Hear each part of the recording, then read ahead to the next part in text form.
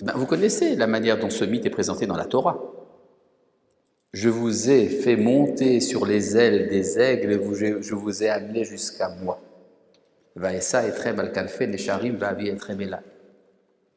C'est-à-dire que Dieu est intéressé à rapprocher l'homme de lui.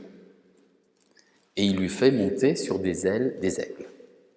Petite remarque intéressante, il le fait monter sur les ailes des aigles et ce n'est pas l'aigle qui l'attire. À nouveau, c'est l'homme qui va chevaucher, il va devoir participer.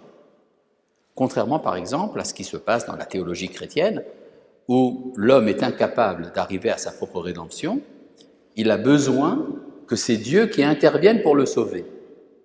Tandis que dans le messianisme d'Israël, c'est l'homme qui va participer de par lui-même à sa rédemption.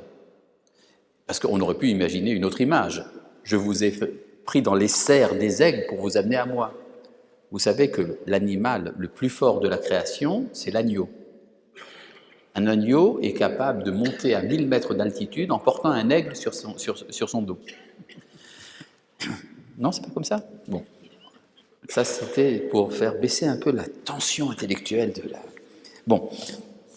Et en fait, tout cela, ces idées-là se résument dans le fameux verset de la Torah qui vaut Shavat Mikol Melarto Asher Bara Elohim La'asot.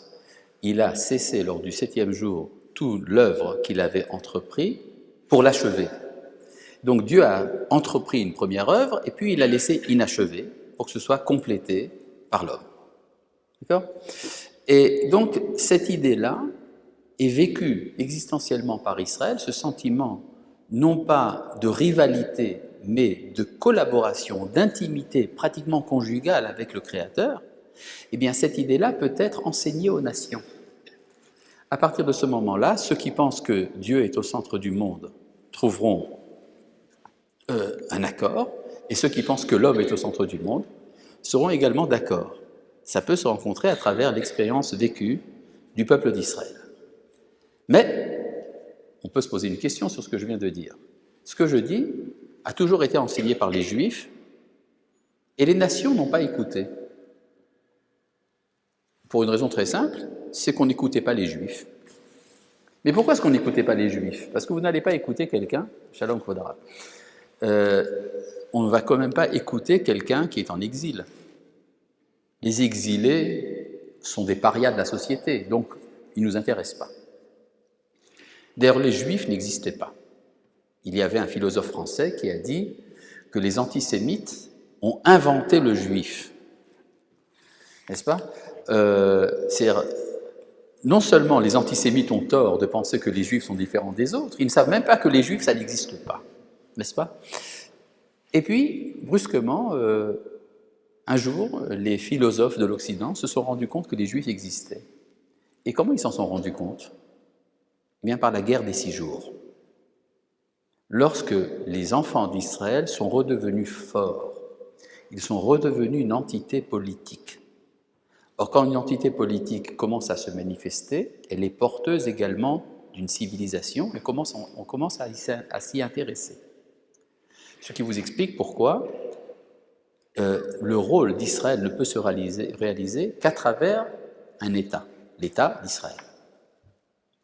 Et donc, si on veut proposer une solution au choc des civilisations, ça doit se passer à travers un retour d'Israël dans le concert des nations, dans le concert des États, et à partir des retrouvailles avec son identité originelle, c'est là que peut sortir véritablement un message universel. Et peut-être qu'à partir de ce moment-là, eh bien, les goïms vont commencer à écouter. Ils commencent d'ailleurs, nous en avons des témoignages de tous les jours. Mais qu'est-ce que nous avons à proposer? Seulement cette idée de rencontre, de collaboration entre l'homme et Dieu? En fait, ça va beaucoup plus loin que cela, et ça c'est un autre point, c'est ce qu'on appelle l'unité des valeurs. Une notion qui a été longuement développée par Manitou en son temps, c'est que chaque grande civilisation ou sa grande religion a adopté une valeur à l'exclusivité des autres valeurs. Par exemple, la grande découverte du christianisme dans le monde romain et hellénistique de l'Antiquité, c'était que Dieu est amour. Et le christianisme est entièrement basé sur cette idée qu'il y a une valeur morale, c'est l'amour. Et cette idée-là est colportée par l'Occident laïcisé de nos jours.